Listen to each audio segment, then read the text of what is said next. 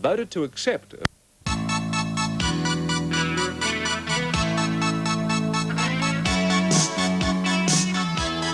Melbourne, Australia, southern state of Victoria, an international city of 2.5 million people. And from its earliest days, a city with arguably the most enthusiastic and involved sporting public in the English-speaking world. Melbourne, probably the only city in the world which has a public holiday for a horse race. The prestigious and world-famous Melbourne Cup. A city which is proud of its record attendance at an international cricket match. Well over 90,000 people turned out to see Australia play the West Indies in 1961 at the Melbourne Cricket Ground. A city which played host to the world's finest athletes for the 1956 Olympic Games. And birthplace and training ground to athletes of the outstanding calibre of John Landy, Herb Elliott, Ron Clark and Betty Cuthbert. To marathon champions like the amazing Derek Clayton and the young Robert de Castella, who ran a world time marathon in Japan in 1981. When the running bug hit the Western world, nowhere was it more evident than in the streets and parks of Melbourne. In the 70s, fun runs and community events paved the way for the Big M Melbourne Marathon. A race was envisaged that would involve and excite all the people of Melbourne. An event that would unite men and women, young and old, serious and not so serious athletes in the spirit of participation. A race that would emphasise the rallying cry of community health in Victoria. Life be in it. One man who was behind the idea of a Melbourne Marathon from the start was Australia's most prolific long-distance record holder, Ron Clark. I've always said that Melbourne is the ideal place for a test of endurance like the Big M Melbourne Marathon. I race in many countries, in many different conditions, and Melbourne really is the perfect place.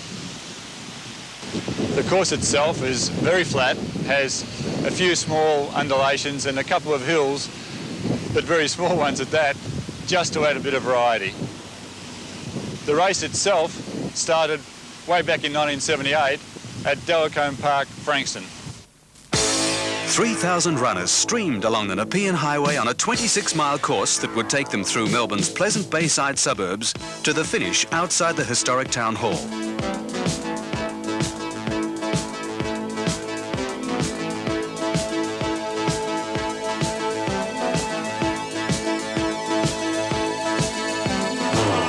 Among the runners were some outstanding individuals. The eldest, a sprightly 73 years old. The youngest, a mere 10. And of course, there were class athletes. Athletes like 27-year-old Bill Scott, running in only his second marathon, hot favourite to take out the honours. The great thing about the Big M Melbourne Marathon is the weather. In October, it's early spring in the Southern Hemisphere, and therefore it's never too cold and very rarely that warm. Even if it was, the runners travel along Beach Road for the majority of the distance, and therefore they're cooled by these sea breezes off the bay. St Kilda Junction, with 7 kilometres of exacting running remaining.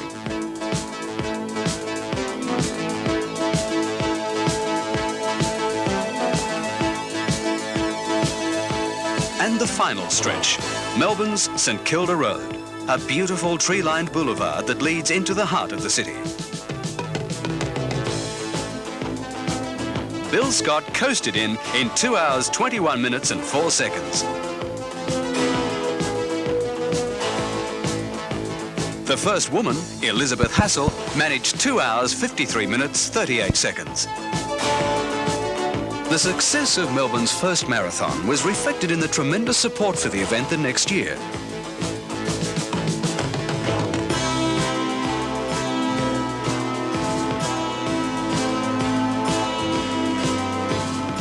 Over 5,000 runners turned out in 1979.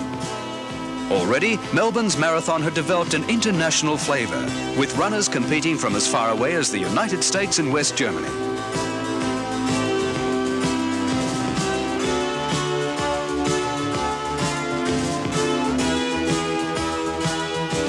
Andy Lloyd, a 20-year-old Australian, was first across the tape. Despite the warm conditions, he managed to clock up the time of 2 hours, 26 minutes and 44 seconds. Jane Cutchins, in only her first competitive run, was the first woman. The Big M Marathon had caught the imagination of the Australian people. Melbourne had joined Boston and New York as important and novel features of the international sporting calendar. In 1980, 5,433 runners entered, of whom a mammoth 3,700 completed the course. Again, the Melbourne Marathon was characterised by cameos of personal courage, perseverance and spirit. Like the courage of 10-year-old Michelle Gojkovic, who finished the race in just over 3.5 hours. Like the perseverance of Merle Forsyth, who ran despite an operation for breast cancer. And like the spirit of Graham Huntington, almost totally blind, who ran with a rope attached to another competitor. In a wonderful turn of irony, Huntington ended up dragging his helper. Young Andy Lloyd crossed the line first, and people wondered whether he could pull off the hat trick in 1981. And yes, in the biggest Melbourne Marathon ever, Lloyd made it 3 times in a row, in 2 hours, 19 minutes and 3 seconds.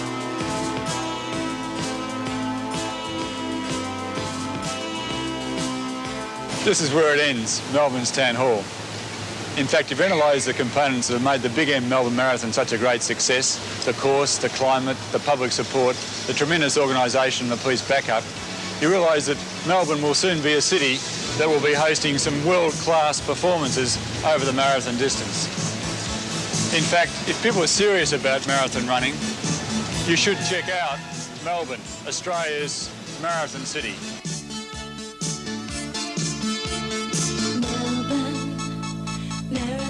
City, Melbourne, Marathon City, Melbourne, Marathon City, Melbourne, Marathon City, Melbourne, Marathon City.